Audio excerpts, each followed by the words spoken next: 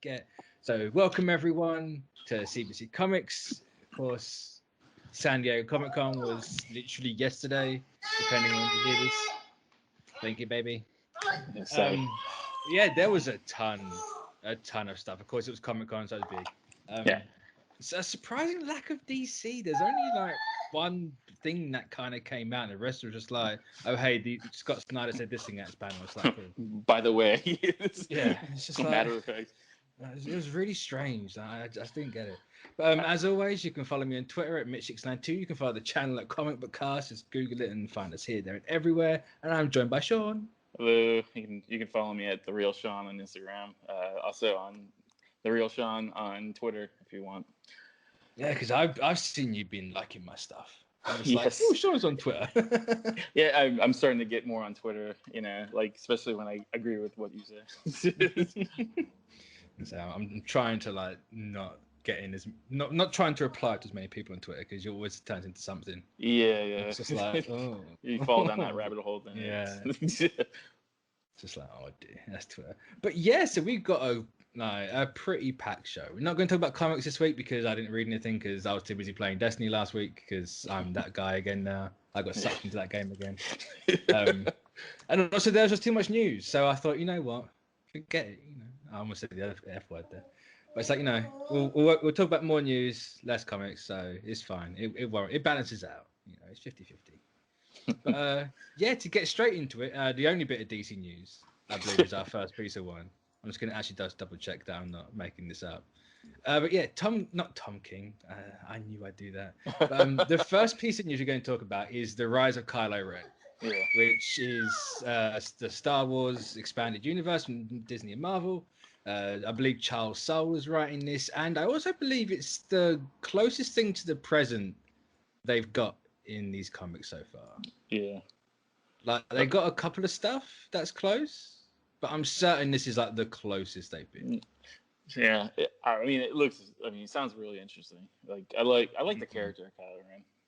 Oh, same. And it's nice that they're actually getting from like the looks of the cover and everything, that they're going to expand on the whole Knights of Ren and actually give them something.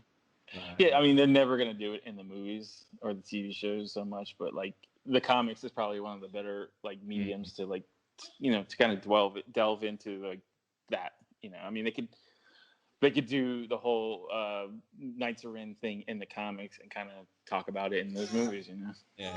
I've been corrected. Poe Dameron comic went beyond The Last Jedi. Thanks, chat. Thanks. Thank you. Thanks. So yeah, it's one of the closest in the comics at the minute. So one of two, I should say. Yeah. We'll redact it to that. It's one of the few.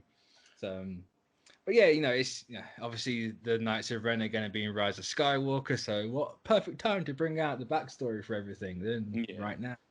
And hopefully, I imagine it's all either finished by the time that movie comes out, or this starts when that movie comes out. So if you want to do your homework is right there.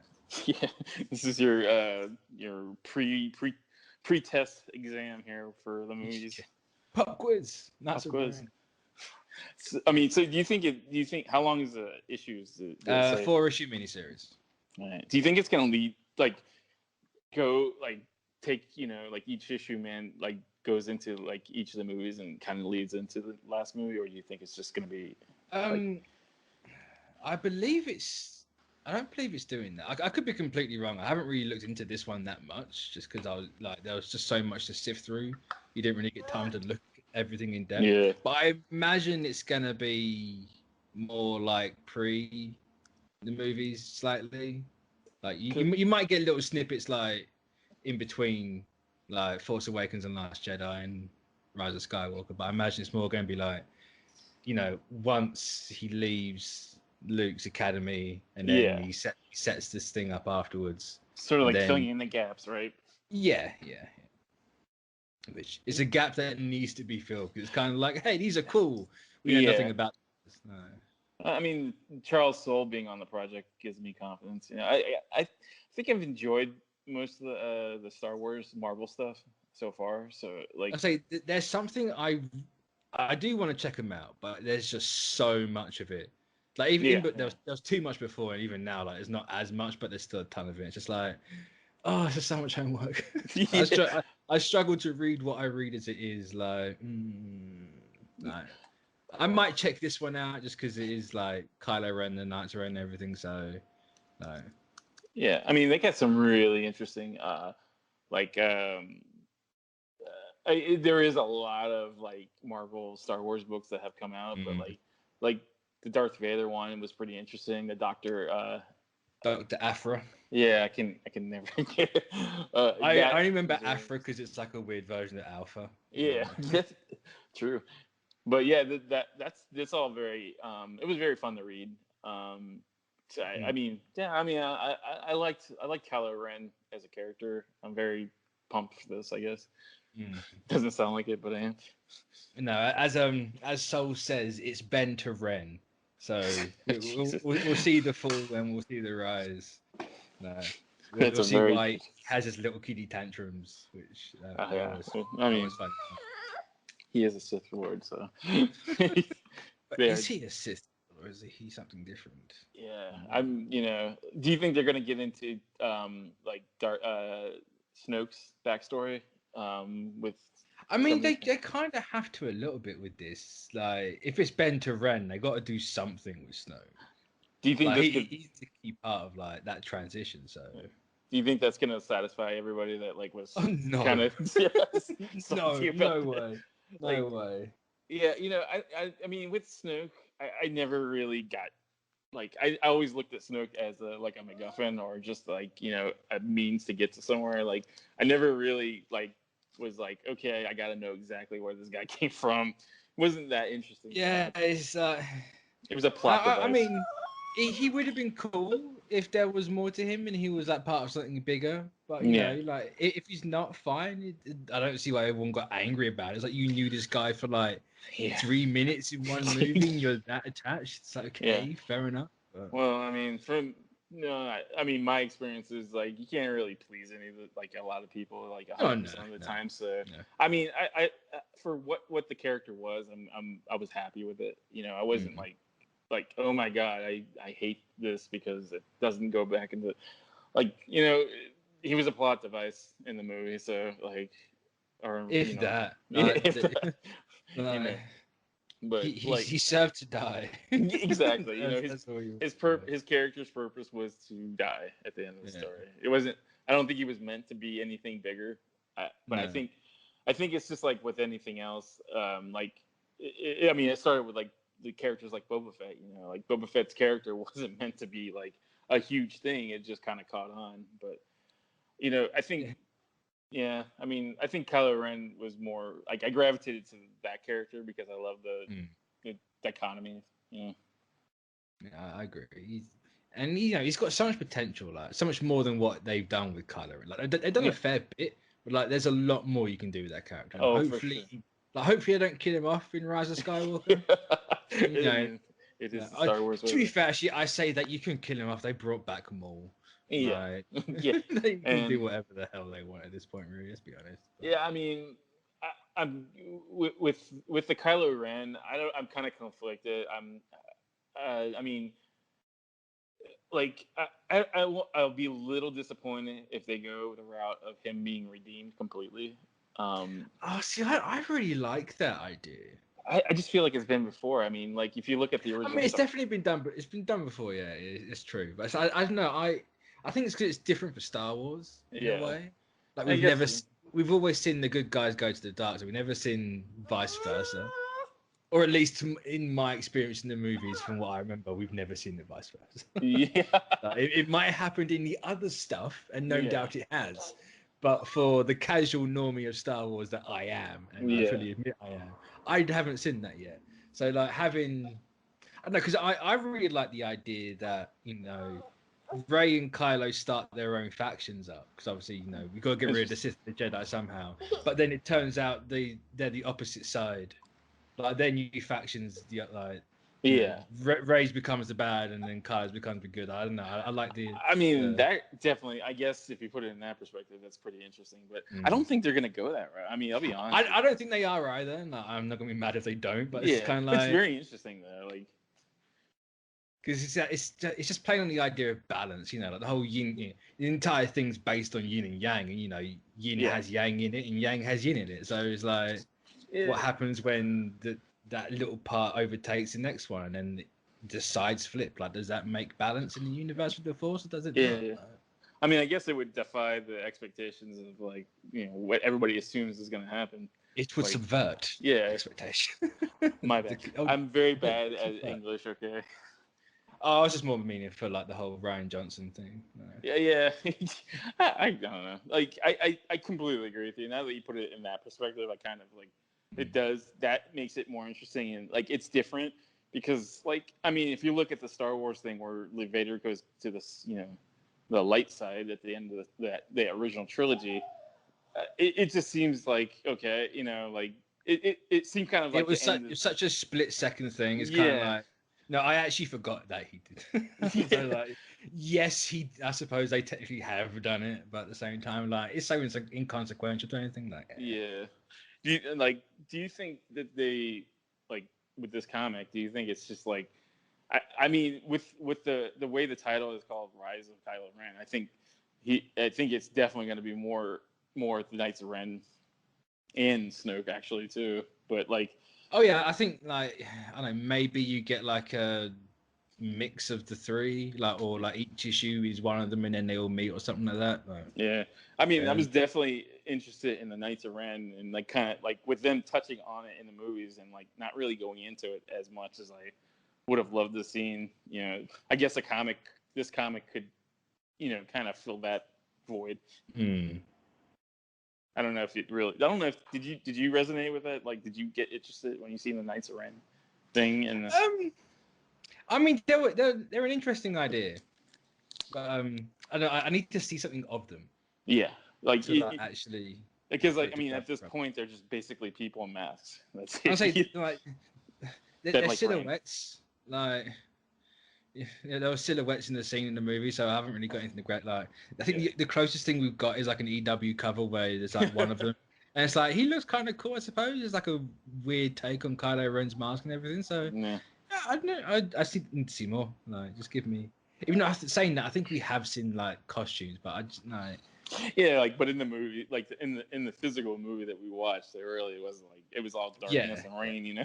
Like, yeah, so I just need, like, you know, even if it's just like a little snippet in the trailer of all of them, like, so you can just see like they've got different personalities to them. Yeah. I don't know if you guys like are up with, like, you know, Hot Toys and stuff like that, but they just released the Sith Trooper, and yeah, that looks fantastic. Yeah. Do you think that they would introduce that character in this to, like, kind of? I mean, they could. It would make sense. And it's just like, hey, here's this thing, like, it's going to be in the movie soon.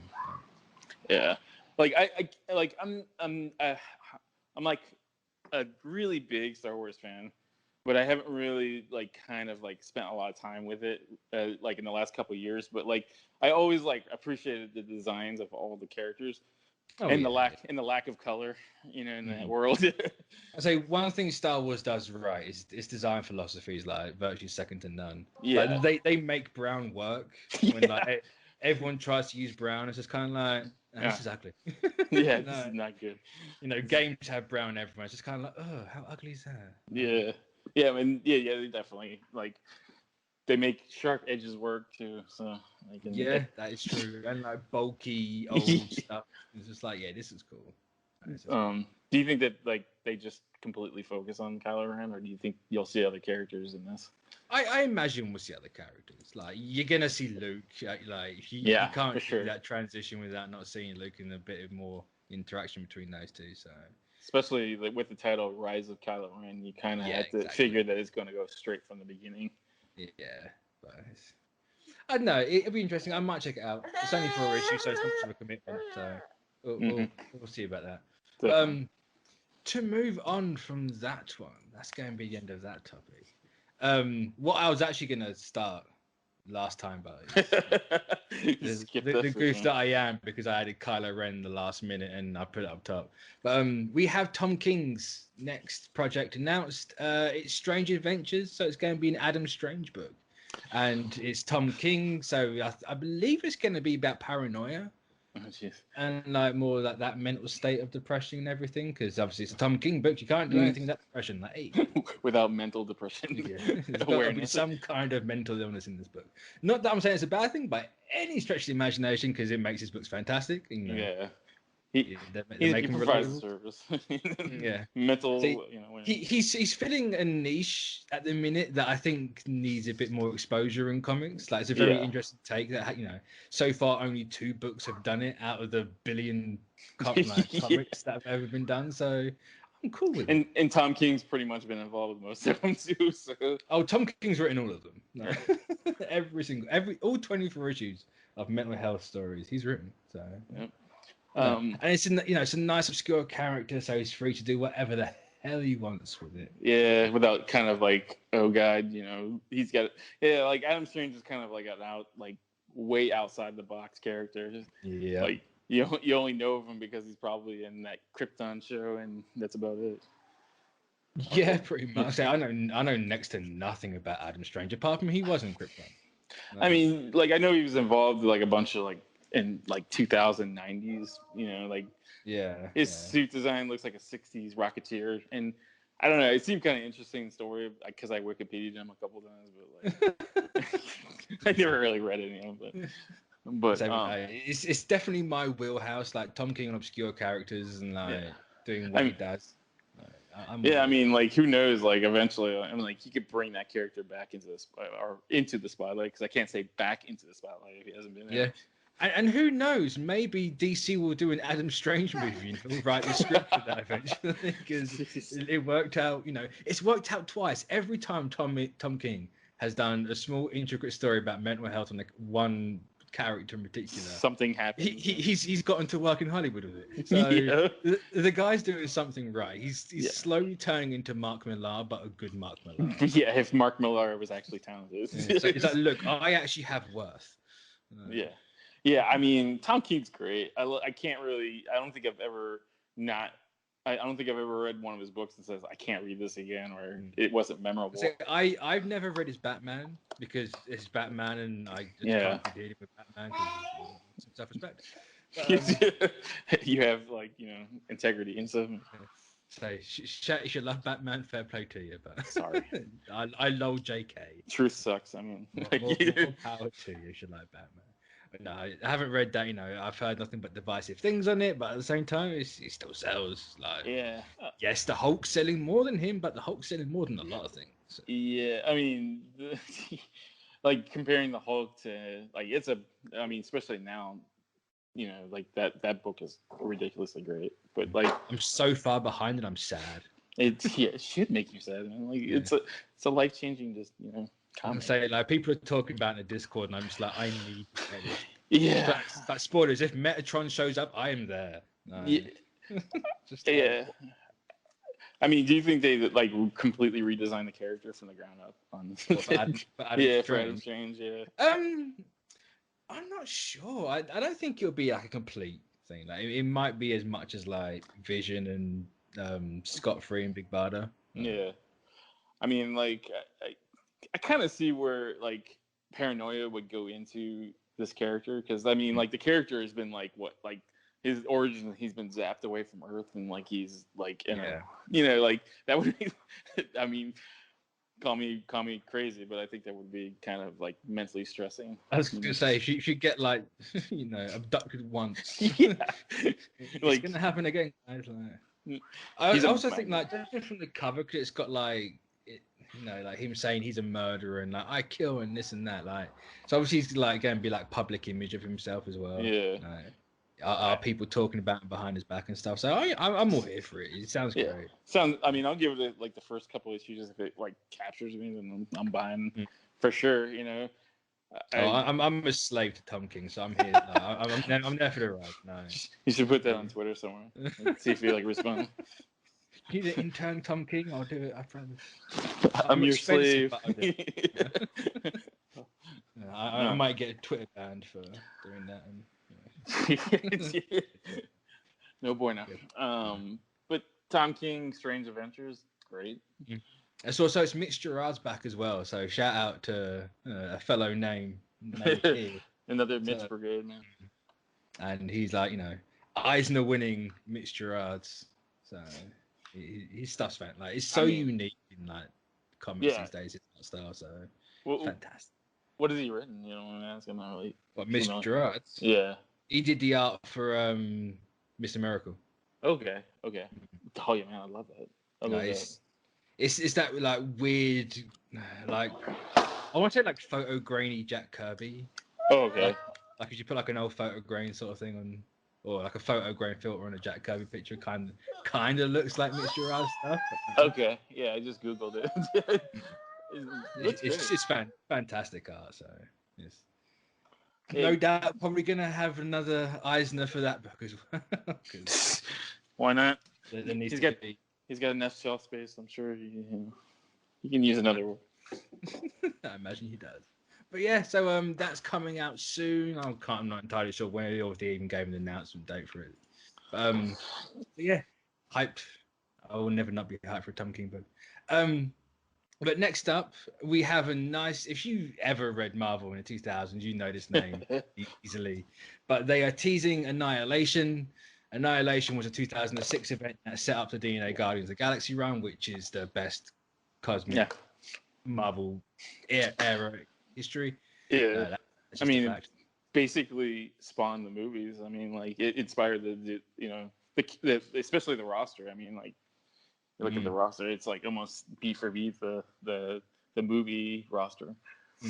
Yeah, sure. So John familiar with Annihilation, it was about the Fantastic Four being the Nihilus. He got the Annihilation Wave, and he attacked the universe, and he essentially won. He destroyed the Nova Corps in the first 3 panels of the entire thing, and then Richard Rider tore his guts out through his mouth at the end of the whole thing. So a call comes first circle, man. Yeah. So it seems to be that he's returning. Annihilus is returning. They have said it's Donny Cates is in, or at least he's involved in this project. They haven't said that he's directly from him. So whether it's kind of like the Annihilation era where you had multiple people doing it, and it's like, hey, Cates is going to do the Guardians book, he's going to do an Annihilation book, and you've got like Al Ewing and people doing tie-ins. I don't know. Hopefully that's the case because that'd be dope as fuck. Yeah, I love his art though.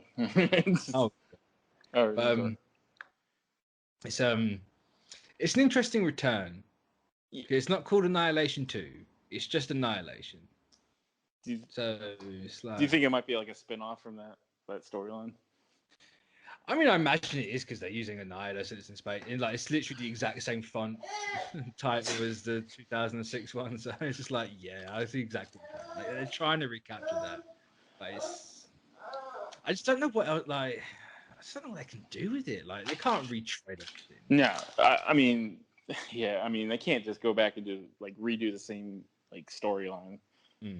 Fans and not that I think they will, because like if it is Donny Cates, I can't see him just rehashing stuff. Yeah, he'd want to put his own spin on it.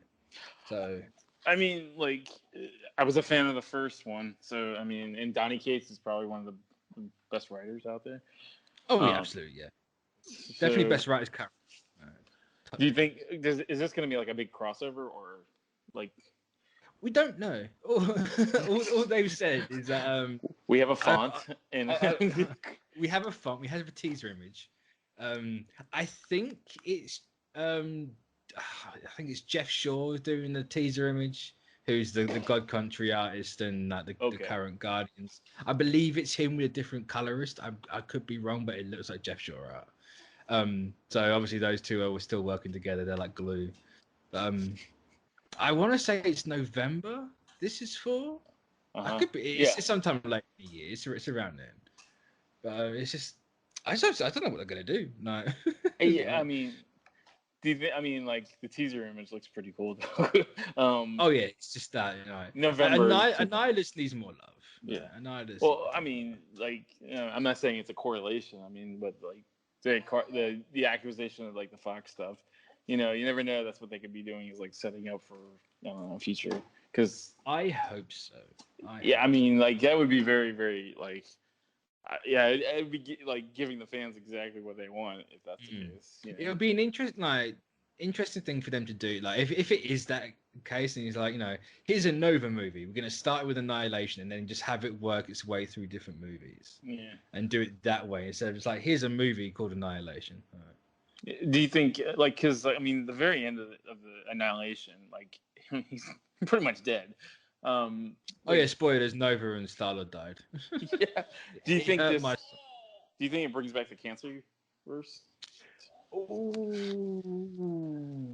I mean, it could. I think that's where Annihilus was trapped. Put Annihilus. I can't remember. I like. Obviously, they pulled his guts out.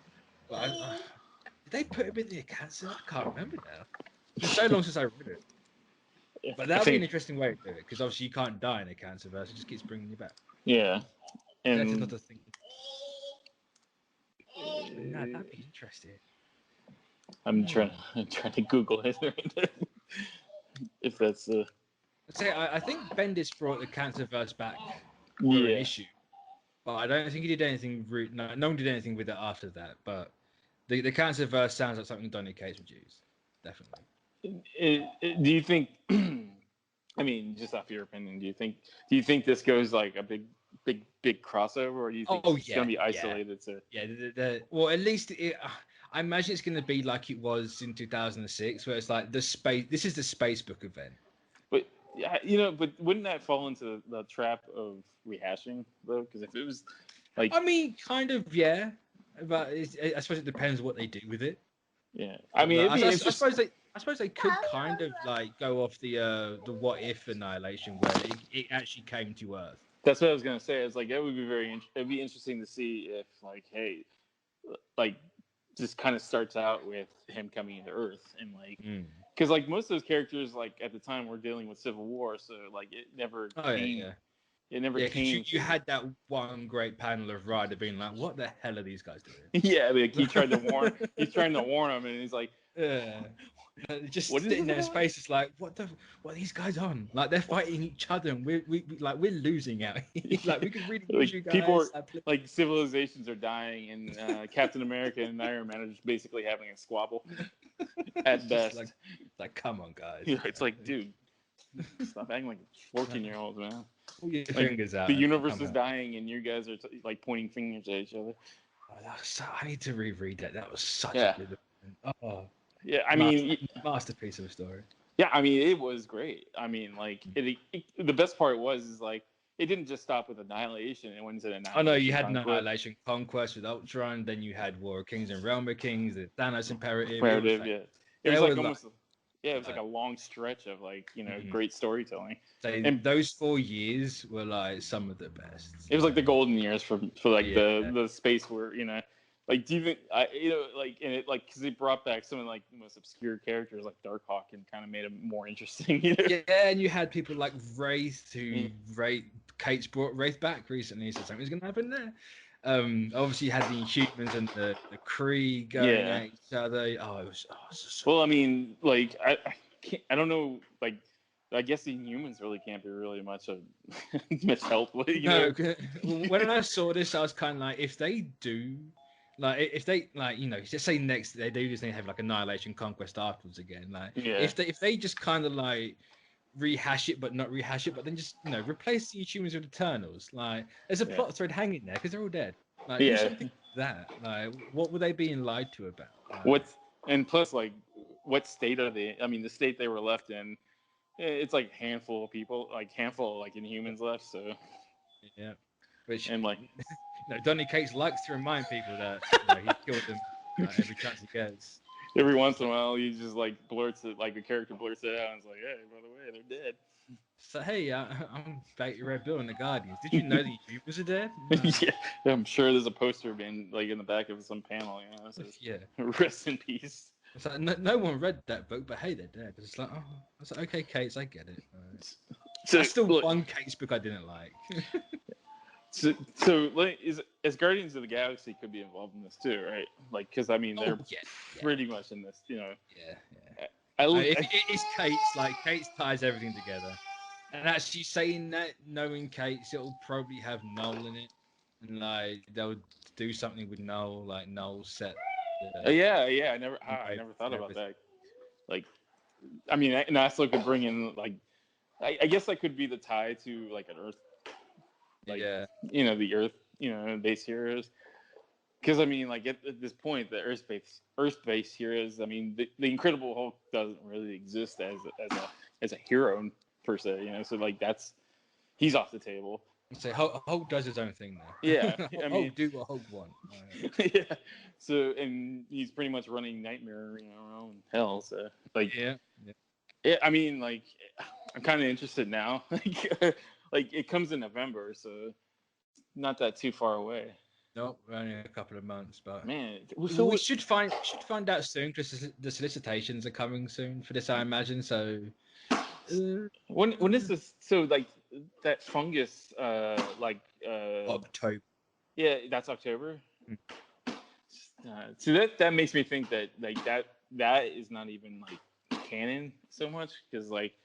Or at least, because like I don't know, just or no, maybe like where it's like so quick as well. It's like, oh, it's a 5-issue miniseries, and we're just gonna get it out in 1 month. It's kind of like, yeah, that's cool, but here's the big thing. Right? Yeah, Earth 61616. Yeah. I mean, who knows? Maybe Contagion has something to do with Annihilation. I doubt that's the case, but it could very well happen. Yeah, I mean, Annihilus as a character is kind of like, he's kind of gross. So I mean, fungus and bugs, it works. I mean, like, it makes sense to me. The one notable thing I find interesting for the teaser is Annihilus does not have the Cosmic Control Rod on his neck. So, do you think he's going to go after that? I imagine so. I'm just trying to remember. I Maybe can't that's remember like where they left it. So I can't remember where it is at current. I know it's been around at some point in the last few years. I just can't remember where. Yeah. It's just like...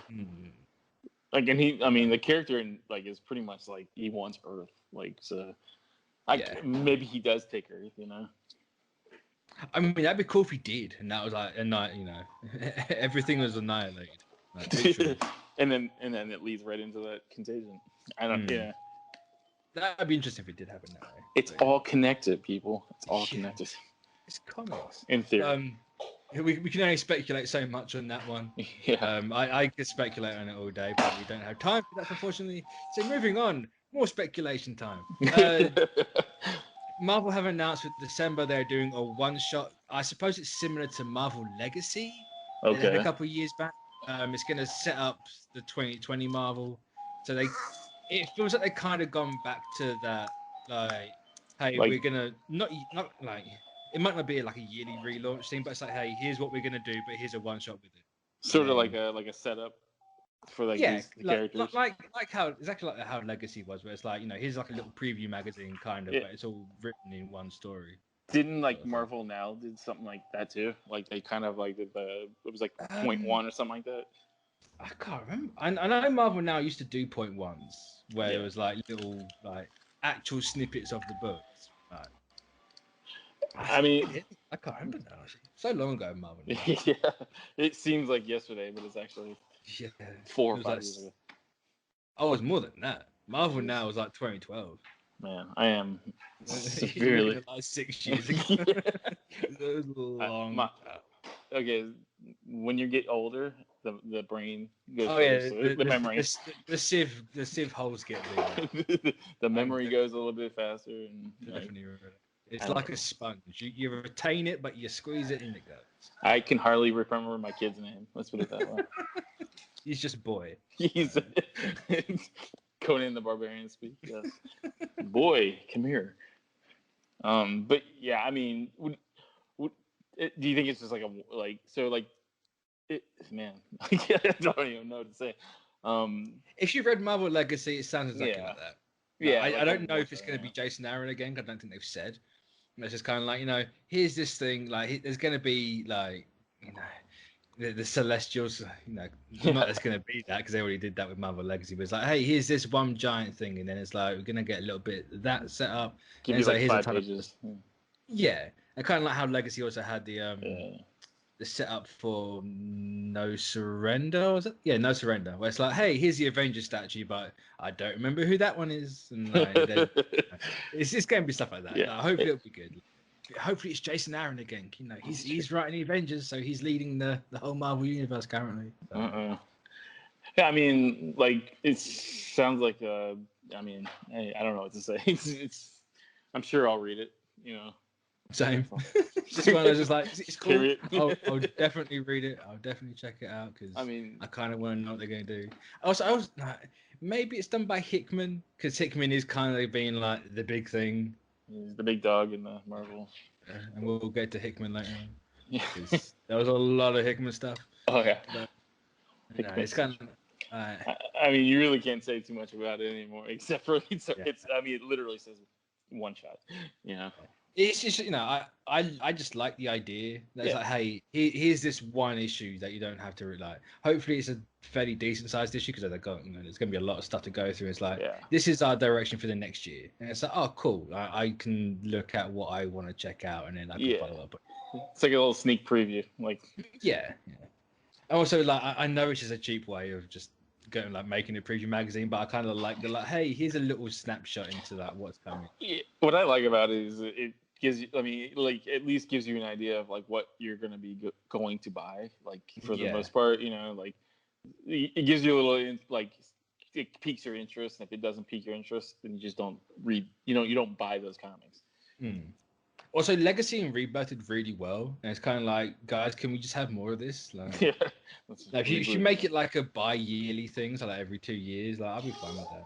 Like, I don't need it, or even like every year if you want. Like, do it at the end of the year or the start of the year. Like, I don't care. Yeah, I mean, it kind of makes sense. I mean, like it's like why not? Like give you a little snippet of what's going on with the characters, and then just continue doing it in their own books. Yeah. So as long as you're doing something interesting, like I'm here for it. So we're gonna jump on from that one, but of course, if you went back 80 years, I'm gonna use that tagline here. 80 years ago was 1939. 80 years from now is 2099, and because of that, because of course it's Marvel's 80th, we're getting the return to Marvel 2099. They haven't said if it's just Spider-Man. I doubt it is just Spider-Man. Yeah, I imagine they're going to do like the whole line thing. It's like, hey, here's a little pocket side. I mean, I don't know about you, but I didn't really get into the 2099 stuff. I enjoyed it. I never finished it. Like, it was one of those just kind of like I just fell off of it and never went back. And it's like, oh, we turned to Space Jesus, cool. And that was enough, man. Never like I tried. I read the recent 2099 run for Spider-Man. Like that was really good. I fell off of that as well. Like I fell off a lot of books. If it doesn't have Donny Cates or Hickman, probably no. I'm very picky. Like if you don't interest me after a while, like you go. Oh, that's good. If they do more with it than just Spider-Man, I'll be happy. Like give us like an Iron Man 2099 or something. Give us Captain America 2099. Yeah. I just hope they don't do the X-Men 2099 because that was. Oh, they will. They will. God awful. I hope it's not the same characters. I don't know if they will, because Hickman was kind of like, no, we need to do this with the X-Men now. I am the editor of this thing, even though Jordan DeWhite technically is the editor, but I'm in charge. I mean, look, I don't like. I didn't, like I said, I didn't really enjoy the 2099. I especially didn't enjoy the X-Men 2099 because it was I can't keep remember the 2099 X-Men. So I mean, that tells you everything you need to know. I was gonna say, like, I suppose that tells me everything. So I remember Venom 2099 because wasn't he a T-Rex? Yeah. So I was like, that was cool. I think the only thing that ever good came out of that series was the Spider-Man 2099.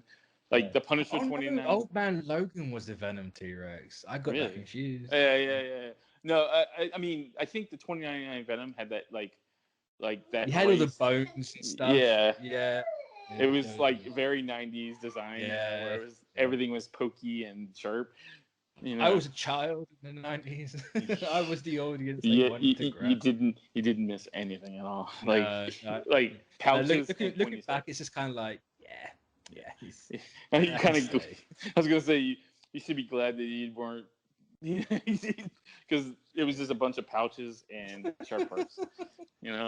But I especially didn't like the X-Men 29 or the Punisher 2099 because like the Punisher 2099 was just.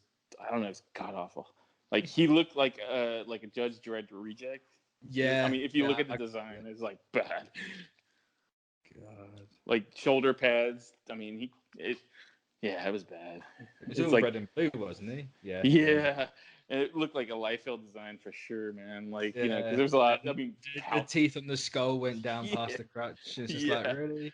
Is this a thing? Bad. I thought it was bad. I mean, I was like when the initial like because the Spider-Man 29 was really interesting, but then they just they go oh well I guess we could just put 2099 in front of anything in any of our comics and just make it because like do you remember the Hulk 2099? It was basically a lizard with pants. I don't remember Hulk 2099. You should Google it. It is exquisitely 90s, man. Oh yeah, I remember. Yeah. Bad, God, man. Really bad. And like, I mean, I'm sure now, like they can't. I mean, I don't know. Yeah, Ghost Rider 2099. That's a good one, Billy. I say Ghost Rider 2099 wasn't bad from my. No, it wasn't bad, but like you already have a Ghost Rider that looks basically the same thing. It's like cosmic. I mean, yeah, every Ghost Rider looks identical. But I mean, like, but like if you look at the cosmic Ghost Rider and like the 2099 Ghost Rider, it's basically similar. I mean, it's not like identical, but it's like people might. There's a lot of similarities. Yeah, I mean, flying bikes. Yeah. I mean, everything but a helmet. You know, like I don't know, and it was really weird. But yeah, I mean, I'm kind of not like I'll probably look at it and maybe buy the first issue, but like. Do you think that they bring the Spider-Man 2099 back to that universe with this thing? Yeah. I mean, I'm not even entirely sure where not O'Hare, that's Bucky. Bucky O'Hare. Yeah. I always say O'Hare. Was it Miguel O'Hara? Miguel O'Hara, yeah. It's like I'm not entirely sure where he is currently. Yeah. So. Yeah, I guess. I mean, I just love the design that is now the costume. The white and the red's fantastic. Yeah, it's so clean. And I didn't like the original design because it looked so far removed from like what it's like, and that wasn't really the killer for me. But I look at it and I'm like, God, man, this is so like it looked cool at the beginning, but then. I'm not a fan of the cape. I don't like web stuff. Like I never liked that Spider-Man Unlimited cartoon in the 90s where it was Bill Patrick Harris doing the voice and he had the web cape. So like that kind of took me off Spider-Man 2099. So bad. It's like it wasn't his suit originally supposed to be like a Day of the Dead costume. Yeah, and that's where it is. It's kind of like I can kind of get why it looks a bit cheesy. Like. Yeah, it's a very cheesy concept, but like, it's one of those like it was very it became very dated very quickly. Like I still like the original, but the new one's so far and above. Yeah. I mean, like when I'm playing the game, I usually play that suit anyway. Oh yeah, the second I got that, I was like, this is my suit forever now. I'm never changing it. Thank you very much. But like, I mean. Do you think it's just like what they did with the Marvel Knights recently? Like bring it back and say. I imagine so. Yeah, like we'll bring back the biggest titles of the 2099 series. Like no doubt, Case will be involved because Case is doing bloody everything. He's inventing wheels over there too in Marvel. But like here's a Venom 2099 book, and that would be what Case does. I imagine. I guess if anybody could pull it off, I guess he could. But like. I don't know, man. Like the Marvel Knights thing didn't really. I was like, nah, this is. I mean, like I get it. You want to do something new with it, but like the story never really caught on with me. So I'm like, I kind of like just trailed off of it. And say I was only in Marvel Knights for the Inhumans from Jay Lee, yeah, Jenkins, and I mean they never came back, and I got shafted. So they got bucks, man. But no, like but I enjoyed the original Marvel Knights to an extent, I guess. It kind of got ridiculous when the Punisher was an angel and killing demons, but like that's why I kind of got like I think they're taking it a little too far. They helped save Marvel, so can't really look back and complain. Can't say anything, you know. But like the Marvel 2099, I never really got into. Like, it's like I loved the concept, but like the execution, just to me, it was just like I think it just overstated its welcome. I mean, like I could not read the X-Men one at all. I could not. It just. I'm gonna have to Google X-Men 2099 because I could not remember for the life of me. Well, like I know I love the artist. Ron Lim was great, but like the stories were just god awful, and it just they all seemed generic characters. They weren't like I remember that now. Like X-Ray or something like that. You know, it was just it was so generic. No, that's the thing I just saw. Oh, no. My eyes. I mean, just seeing it makes you want to go like insane and just walk off a building. Yeah, I wish I could go back 5 seconds.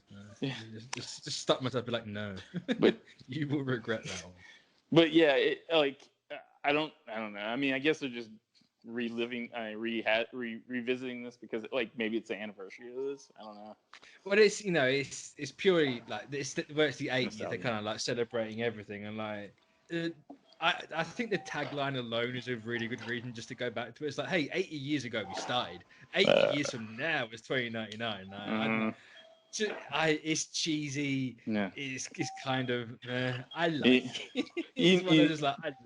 But you know what's next though now too, the Ultimate Universe, man. So please give me back. Yeah. let me go home. That was my childhood. Yeah, I mean. Yeah, I think even that got kind of ridiculous after a while. Like, oh yeah. Luckily, Hickman came in and saved it along with Spencer and people. Yeah, I mean, like I guess it did like bring us like probably one of the best characters in Miles Morales. You know, like yeah. So, but like I don't think also has the best cloak and dagger. That's true. But I don't think 2099 never did any of that. So I have zero. I mean, it's Spider-Man 2099. Like, it's it's but huge. The popularity of that one facet is insane. I don't know. Like, do you think that was because of that series, or do you think it was because it was brought in to the normal 616 universe? And I think it's because of the original run. Yeah. People love that run. Really, I didn't like the art though. Like Salvador. Yeah, the art was a bit weird. Yeah. But I mean, that one. Billy brings up a great point with Marvel Knights. That Kevin Smith run on Daredevil was like seminal. Yeah, the Daredevil. Yeah. With Mysterio. But I don't know. I don't think for me at least, Marvel 2099, it really didn't do that for me. I don't know. It's a very like I think if they did it now, novel. it wouldn't have been as dated as it is now, maybe because you look at everything, it's kind of like it's very very hard like 90s sci-fi. Extreme, like everything's got to be this and that. I think if they did it like, I mean, who knows? Maybe they can do it now and they change things around to look a bit more modern. Yeah, I mean, cleaner and not so. I'm not like generic. I'm not gonna say I'm not gonna read it. I'm gonna read it, but like I'm gonna be cautiously optimistic about it. Yeah. I'm not gonna be like. I'll check it out. Like, it depends what really this all is. Like if it's just if it's just one title and it goes across, I doubt it's gonna be that because why would you ever make the one when you can make them all? Yeah. And next thing you know, you're dealing with the Incredible Hulk 2009. Like, because I mean, towards the end of that run, it just got like ridiculous. Like, like I mean, with Ewing's Hulk, it would make sense because he's now like a cosmic abstract or something. Yeah. Or he's gonna be one. So it's kind of like, you know what, fair. Just do it, man. Just do the Hulk until the end of time. Go balls to the ground. Oh man. But yeah. I mean, like I'm gonna read it for sure. Doom 2099 was a thing, really. I forgot. They did so much for 2099. Yeah. So I'm fully expecting that to come back again. Like every big 2099 thing is gonna come back in November. Well, like when it was initially announced, I was kind of intrigued because like I always loved that type of like those stories because I was always a fan of like the what ifs and like. What the characters... It's a cool concept. Yeah, execution 50-50. Yeah, like I mean, I was intrigued because I I like those stories where like it takes the characters that you know and kind of makes it like see what they look like, you know, in I don't know the future or different reality or whatever. I always dug those stories, but like when I started reading them and all those titles started coming out, that ended really quickly because like like the Doom 2099 was fairly interesting because it was like he wasn't a villain so much as like as I mean because Doom is never really just a straight villain, but like Doom's just Doom really. Doom, yeah, he's in his own category. He's but getting his own book as well. I would have put it on here, but I ran out of space. I physically can't fit any other titles on the screen. Yeah, without having to go off of the designated topic bit. So. Like email the rest of the. But yeah, I don't know. It's kind of like I'll read it when it comes out, but I'm not like I probably after this podcast probably won't remember that it exists until November. It's like, oh yeah, I remember talking about that one. Welcome to my world. That's exactly how I operate. I'll talk about it. I'll forget it. People be like, "You said this." It's like, no, I didn't. But like, it's kind of a weird because it just seems like it's. I mean, you got the Annihilation coming out in November, and then you got this. It's like they're doing a lot, doing a lot into like 1 month, and it's like it's sort of like a battle royale. Like you think one's gonna survive, and the other ones are gonna just go off. My bet to be on Annihilus with that one. Yeah. I mean, just the creative team alone is like makes me go, yes, I'll buy every episode issue. Your wish is my command, Donny Cates. But to move on from that one, we have another Marvel Comics 1000 or issue number 1000 bit of news. The whole 80-page, 80 creative team things. There was a Neil Gaiman one, and we now know Neil Gaiman's writing, and he's bringing back Miracleman. Yeah, obviously Miracleman, a massive part of Marvel. Was never really in continuity, I don't think. Yeah, no, it wasn't. I also that they never finished the run, I think, as well. Yeah. I think that run, like the actual book, is still unfinished because there's some legal stuff. But they were working on a lot of legal stuff for that recently. So whether they're going to rebirth it and bring him across, I don't know. Yeah. I wouldn't be surprised if it's just the Star Wars thing where it's like, hey, we published Miracleman at one point. Remember that? No. Yeah. It's kind of how it is, but... I mean, I like the initial series. I don't see this character like in the main 616 universe. So, I mean, but it'll be interesting to see. Yeah, no, for sure. I definitely like it, but like, I don't know if you've read the issues that did come out, and it's so violent. It's so weird. I think I've read one or two. But it was years ago. I've never actually read everything that came out. I kind of got to the point where it's like, you know what, I'm going to wait. And then it never happened. You find out a lifetime has gone by and you're like, oh, I should go back and read what's come out of Miracleman. Yeah. I think the DC fans know how that feels. Oh, yes, definitely. Especially now, we know. Fun fact, Doomsday Clock 11 got pushed back. So... What's Doomsday Clock? I don't know what you're talking about. It's a relic of the past. It's a very obscure niche thing. Oh, yeah. But didn't that happen like 8 years ago? Something like that, yeah. But, yeah, I mean, I don't like. I definitely like the character Miracleman because it was like interesting. Like, I'd say it's a cool concept, wasn't it? Isn't he essentially like Marvel's Dr. Manhattan in a way? I can't really remember. Yeah. Yeah. I mean, like the comics dealt with a lot of like crazy thing, issues and things, man. Like with Kid Miracleman and Miracleman. Like, I mean, like, as much as I can remember, it was just like kind of. It would be on like a Marvel like Max series type of like like it was just like hyper violent and hyper like it was like dealing with like some crazy issues like mental illness. I think was like one of them. Yeah, I think it was. Again, I'm just like I'm so like behind on it at this point. Yeah, well, I mean, touched it's kind of like can't remember. Do you think they bring that character into the main universe, or do you think it's just like we're gonna finish this off, man? Finally. I mean, hopefully they just finish it off. Like, I think that'd be great. I don't know. I think if they did, it'd be very like they already kind of got a bit of blowback when they did Legacy. It's like you just copying Rebirth, and it's like at the same time, it's like well, if we can get it done before Doomsday Clock finishes, like who's to say that we copied? They are copying us. It's like we did it first.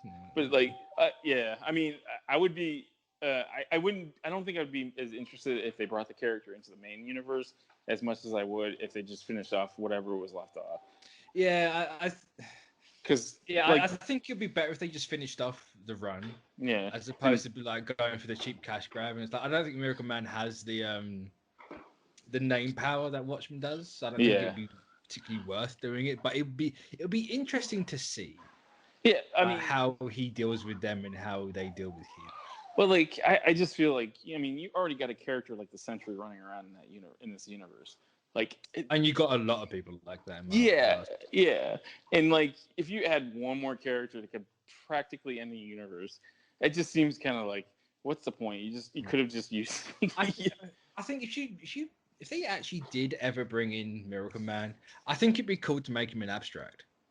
Yeah.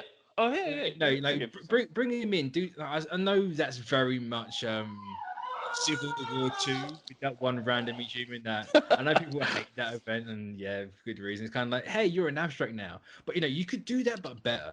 Just give Neil Gaiman all the money he wants, and be like, hey, we want Miracleman to be an abstract. Make him in one. Give him do something. And then, like, just make him a permanent fixture in it. But that's just how I do it personally. But do you think this is what the Because like, if I remember correctly, I might be not remembering correctly because of my can't remember half the stuff. But wasn't Neil Gaiman like turned down for something recent? Oh, was it was it for Marvel where he like? God, I'm trying to remember if like he talked to Marvel about something and then they turned him down. Yeah, 1602 series. The what? The 1602 series. Yeah. Okay, so never mind. Yeah, it has nothing to do with this. I had to rethink that. I was like, he's definitely he was toned down. I was like, it was a TV show. No, that's the one. Do you think like I don't know? It seems interesting. I like Neil Gaiman. I still do. Neil Gaiman's fantastic. Yeah, I mean he's like the one. He's like a less crazy version of Alan Moore, in my opinion. Yeah. Who good luck protecting the green. Alan. Good luck. He has now officially retired. I'm just throwing news in this bit because why? Just like, hey, this thing happened. It's my own way of getting everything out there. But yeah, so he has retired. In bits. Yeah. I thought he retired a long time ago, to be honest with you. I think he did, but then he got paid out of retirement, and then he retired again, and then got paid out again. Yeah, like Alan Moore is like the Sasquatch. You hear about it, but you rarely see him. There is a connection now. They cancelled Swamp Thing, and Alan Moore retires. He's gone to the Everglades. He's gonna be Parliament of Trees. He's just gonna be one with the green. Well, no, Miracleman. It's cool that he's in there. It's nice that they're actually allowed to acknowledge him because of the whole legal stuff. Yeah, maybe that's why they're doing it now. Is like maybe like that whole legal issue is like all done. And like, thank God we can end this. And hopefully it's kind of like, hey, now that we sorted that out, we're gonna finish it because it needs to be finished. And if it's finished, hopefully it's like it lives up to like at least some of the hype. Yeah, because like it's kind of up. Well, I say it's up there with the Shield run from Hickman, but that pales in comparison to the Miracleman length. Yeah. Because But I never heard anything about that final Shield issue, which was kind of sad because people were begging for that issue, but it went nowhere. Yeah.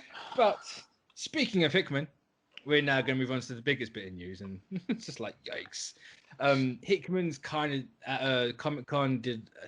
He did a Q&A, and it essentially turned into a reveal all sort of thing. So we know once Hoxpox, so House of X and Powers of 10 are finished, we're gonna get how many is it? 1, 2, 3, 4. It's more than 4, 5, 6 X-Men series. So if you ever thought the X-Men had too many books, you were wrong. Or apparently they had just enough books or not enough. But we're gonna run down them quickly. So I'm going to start at X-Force. Mm-hmm. It's a weird team. It's going to be written by Benjamin Percy, who did Green Arrow and Nightwing, drawn by Joshua Cassara, Star Wars, TIE Fighter, Falcon. Coming in November. Who's on the team? You got Jean Grey. You got Jean Grey, Sage, Wolverine, Kid Omega, Domino, and is that all there is? That's kind of weird for X-Force. And Beast as well. So you got that on there. You then got Fallen Angels, which you know you're a hardcore X-Men fan when you know who Fallen Angels are. But you have X-23. You have a Psylocke. It's not the Psylocke everyone thinks of. It's a different one. We'll get to Psylocke later on. I can't think. There's someone else in the team as well. I want to say it's it's not Cable. Yes, Cable. It's a little young Cable that got introduced recently. Oh yeah. You then have New Mutants, which is the first art's going to be written by Hickman because he wants to plant something in here that's going to get paid off years down the line. But it's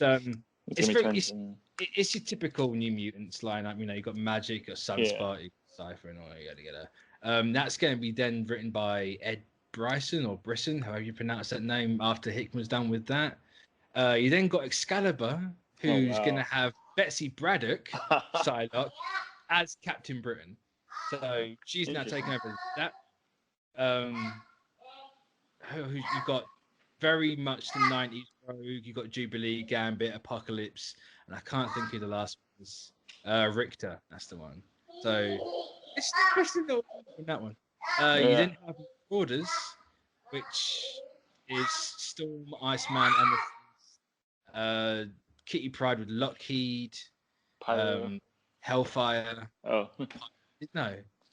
I don't know, Pyro, you're right. No, I was reading the Hellfire Trading Company. Yeah. Sorry. Got Pyro and Bishop. So that's more of like an X-Men team to me. Yeah. Now the X-Men team is probably the most interesting one because it shouldn't really be X-Men. It should be called the Summers. You've got Cyclops, you've got Cable, you've got the Dad, you've got Jean Grey, you've got Rachel Grey or Rachel Summers, and then you have Wolverine again. It's just kind of like, Marauders is going to be written by Jerry Duggan and drawn by Matteo Lolli, who did As Guardians of the Galaxy and Despicable Deadpool. X-Men is going to be obviously the flagship. So that's going to be Hickman and Lionel Francis Yu, who did Captain America and Secret Invasion. Yeah.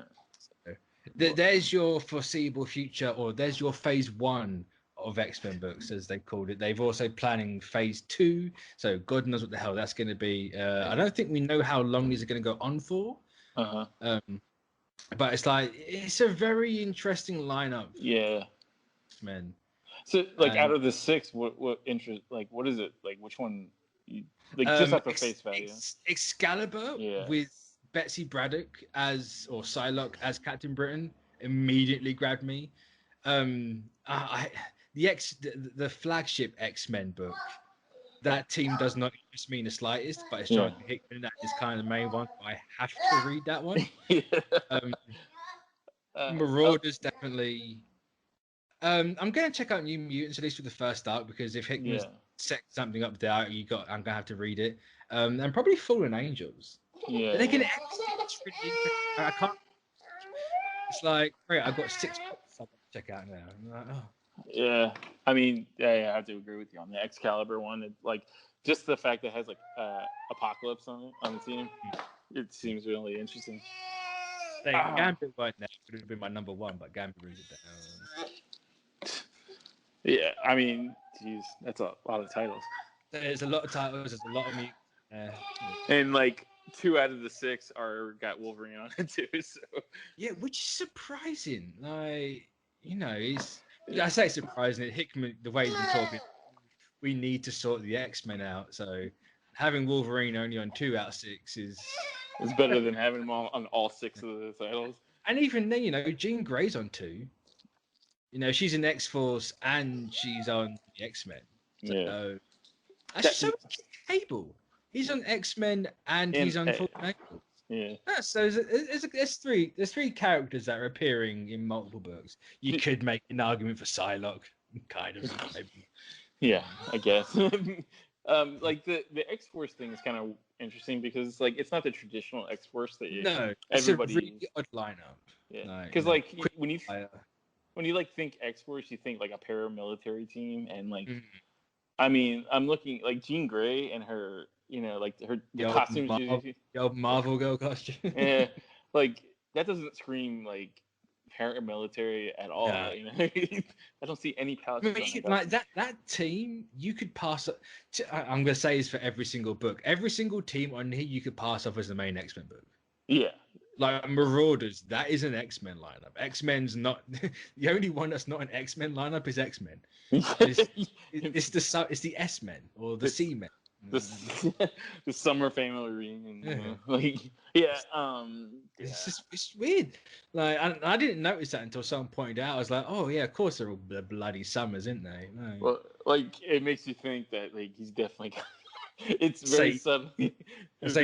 Obviously the summers are gonna play a part.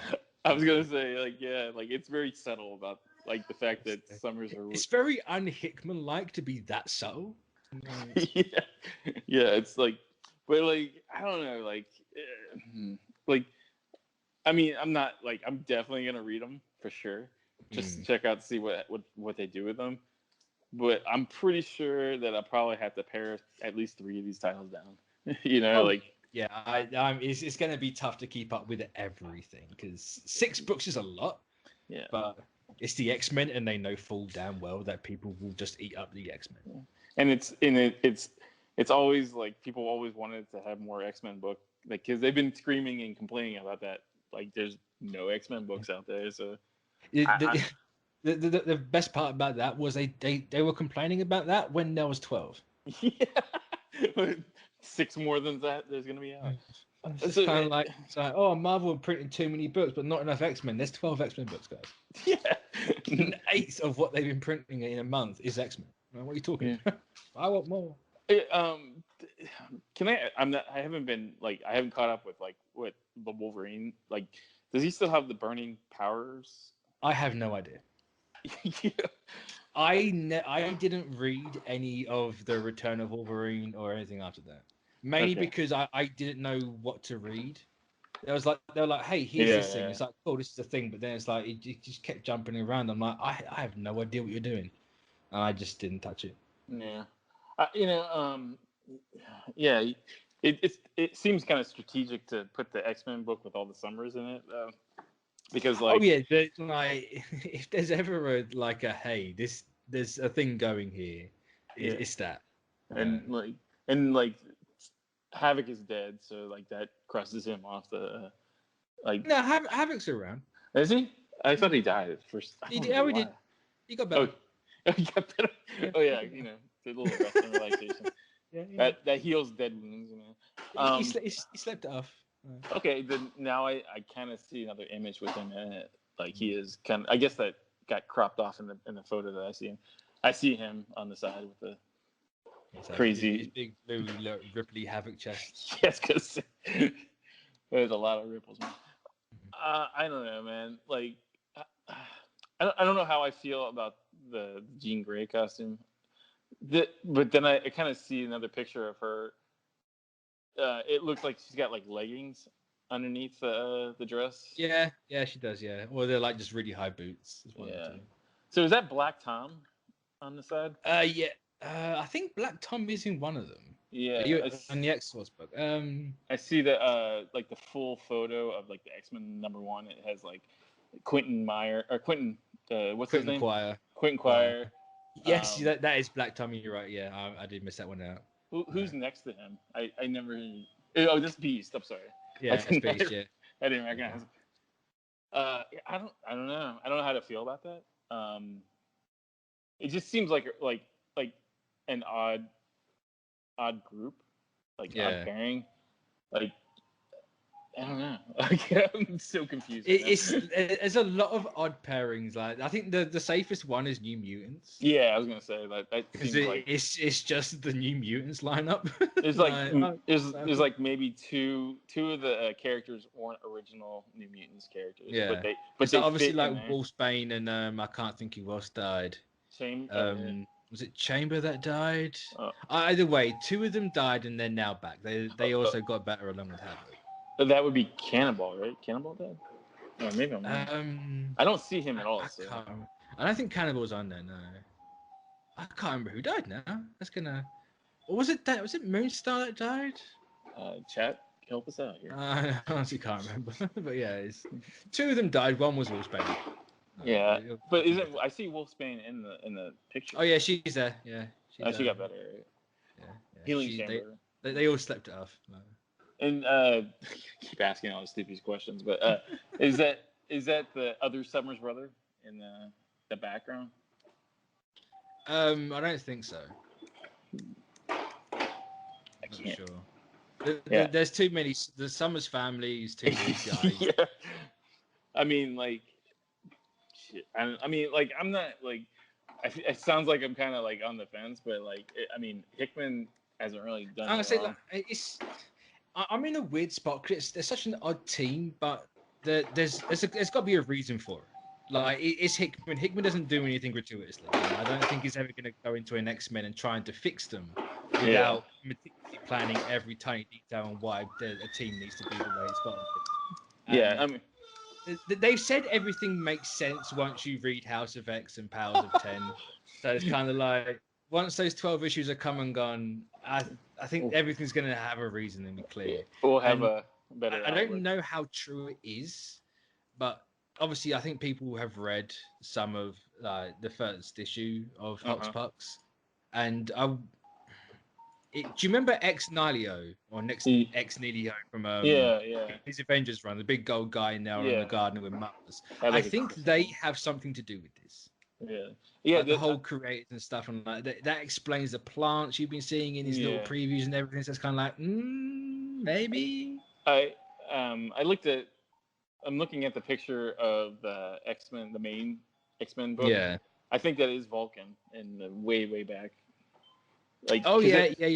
Yeah. Because it looks like so it's the complete Summers family minus the I guess I say Wolverine's there because he tried to have the affair, so he's got to be there. I mean, he's taking place for the mother, I guess.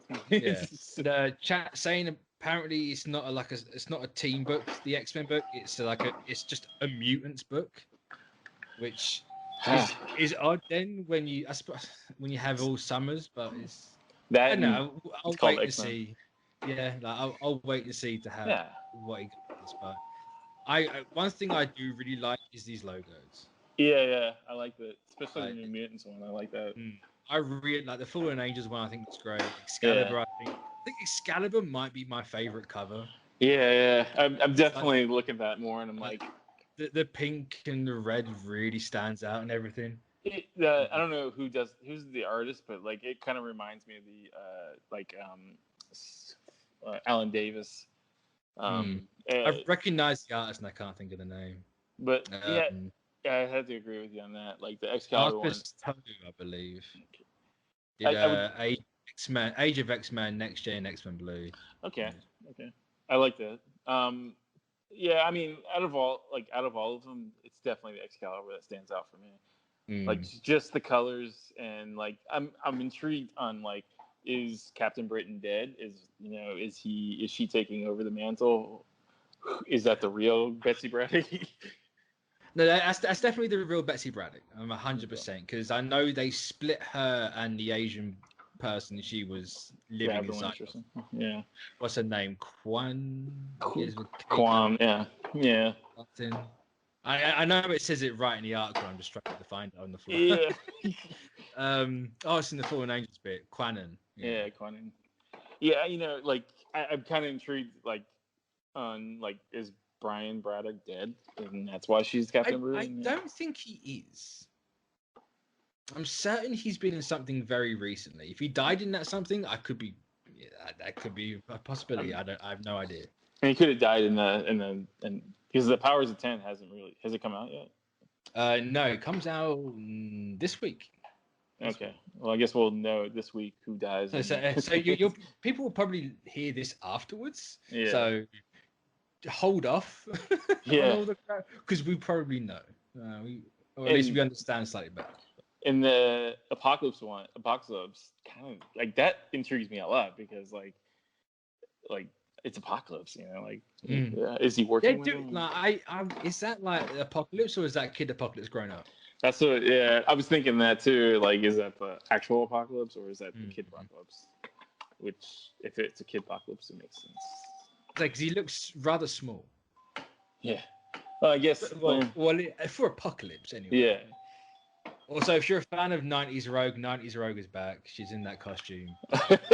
And you sound really depressed. I never cared for it. No, I didn't. Never. But the worst part is it's a bomber jacket. Bomber jackets are a really hard thing for me to buy. Well, it's on top of that, it's like an extra small bomber jacket. It's not like it's one of those like little just like half torso things. And, like I never got them. It's just like, people love that suit. Fair play to you. It's not bad. It's just not for me. I prefer the more recent. Yeah, I like the recent. The green thing in the hood. I really like that. So. Yeah, from the Uncanny Avengers runs. Yeah, it just looks so good. I think I like that more than the OG like the green and black and then like the bomber thing. It to me the bomber thing just screams 90s. It's very 90s but if there's one thing the 90s did right is they made everyone an X-Men fan. that cartoon is the X-Men to people for better or for worse. So and the Hickman said a lot of times in his little Q&A at Comic-Con, they need to take something old and make it feel like something new. Yeah. So if you want to take the old costumes, make it feel old, but do something new. Yeah. So people recognize the suits, but we're doing something new. Didn't Pyro die, or is am I thinking like way back? Here's the thing with X-Men and dying, they all die. That's true. They all die and they come back. No, they're like boomerangs in that sense. Yeah, I don't know. They all get better. They all have a secondary mutant power. They all go down and come back. They are kind of sprout flowers or something. Yeah.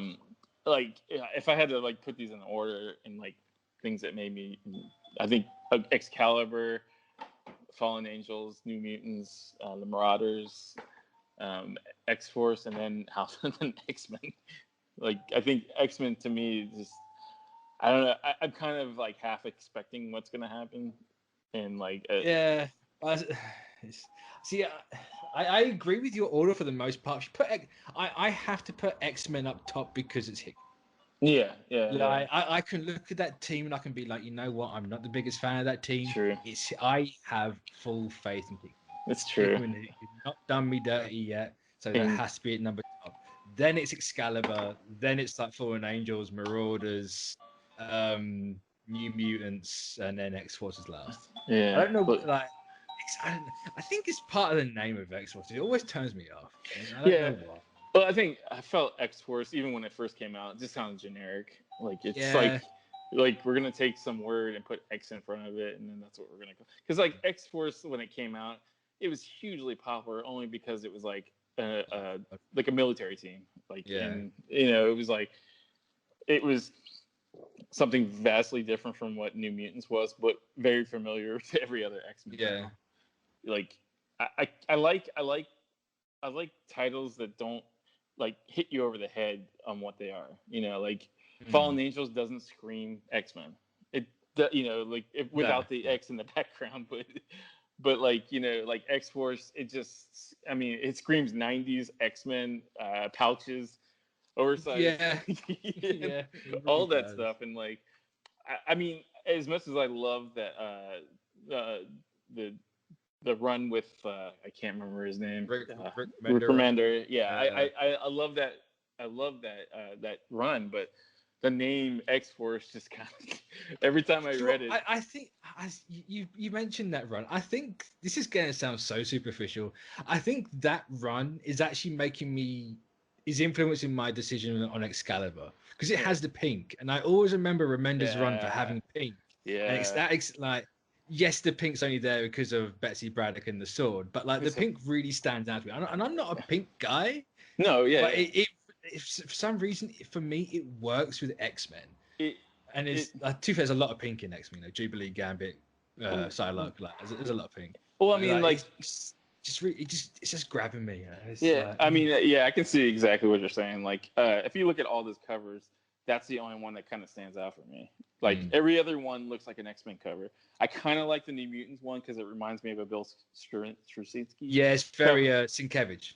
Yeah, but like the Excalibur one just, and I hate using the word pop, but it does. It pops. Like, if there's something that pops, it's X. Yeah, it definitely like grabs you and says, "Man, that's interesting." Like what is going on there? Like because there's all that. There's like the pink glowing and then like the reflecting of the glow on top of their faces.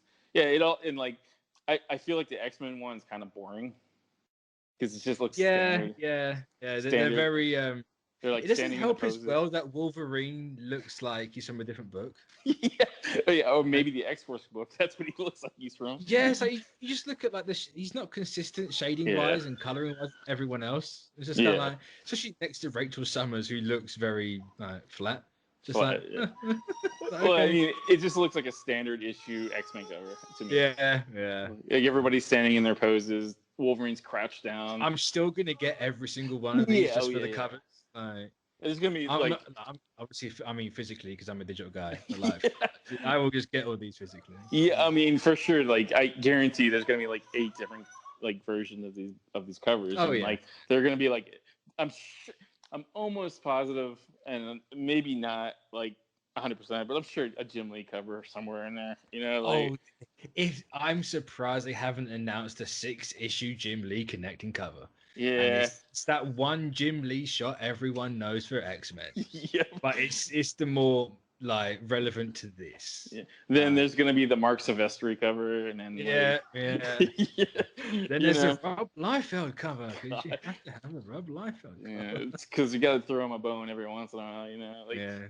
But yeah, I guarantee the X-Force cover will have a Rob Liefeld variant. It's a given. Yes. It is a given. He's gonna add things to the costumes that aren't there on there to begin with.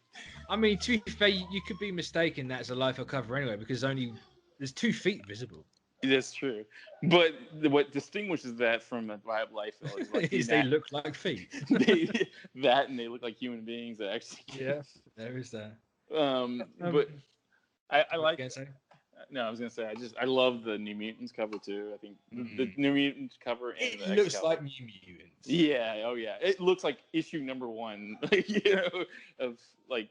But it's got the Hickman twist because there's the plants on the outside, and those plants are clearly playing a big part in everything. Yeah, is that Doug Ramsey that like with Warlock's arm? Cypher, I should say. It could be. Like, I don't know. Like, what do you like? You don't think? I mean, it definitely is Cypher. Like, Cypher's definitely there. It's Sunspot, Wolfsbane, Mirage, Karma, Magic, and Cypher. It's so weird that Cannonball's not in this. I'm trying to think what Cannonball's doing, but I can't remember. I thought, and I might be mistaken. I thought he died or something like that. I don't know. Again, X-Men, they always die. It's true. He just shows up the next day. Like, I thought you were dead. Which is interesting because they're going to space apparently. Really? Yeah, a mission that takes them into space alongside the Starjammers. You know what that? You know it might be. It might have something to do with Warlock because he is part of the Technic or Technic, whatever. He's something like that. Yeah, I can't remember. But we're gonna end it there because we'll go on all day with the X-Men. Frame by frame. There is a lot of stuff to talk about there, and plus this has gone on for an hour and 25 minutes, so you got a long show for Comic Con because there's a ton of stuff to talk about. Yes. And if it's talk about comics, it'd be another hour, like half hour, and no one wants that. No, I don't hear my voice. So thanks for joining everyone. Thank you. This week. We're back on Wednesday for the big movie Comic Con, because in case you didn't notice, there was a couple of movies announced. Yeah, just a little indies. Only a handful. It wasn't. I think it was like what 20 movies, something like that. 20 movies. It was only a few. Yeah. Yeah, we'll catch you then. And of course, we'll be back on Friday with all the other stuff because there's a lot of TV news to talk about. Yes, sir. A lot of TV stuff, and I want all the deets. So, so thanks for joining, everyone, and we will catch you all next time. So, bye. Bye-bye.